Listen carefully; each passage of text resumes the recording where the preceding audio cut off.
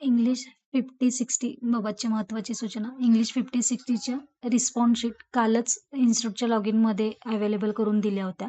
आज त्याचे question paper आपल्याला वेबसाईटवरती मिळालेले आहेत.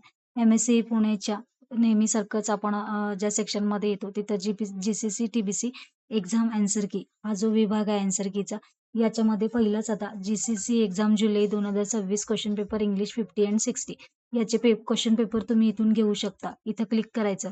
आपल्याला एक रॅर फाईल डाउनलोड होईल. ती डाउनलोड झालेली फाईल ओपन करा आणि हे एक्स्ट्रॅक्ट करून घ्यायची. राईट क्लिक एक्स्ट्रॅक्ट केलं, याचा फोल्डर आपल्याला वेगळा मिळेल.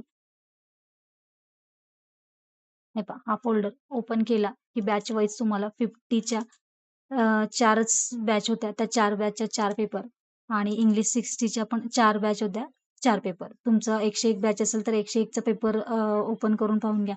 104 असेल तर 104चा ओपन करून पाहून घ्या.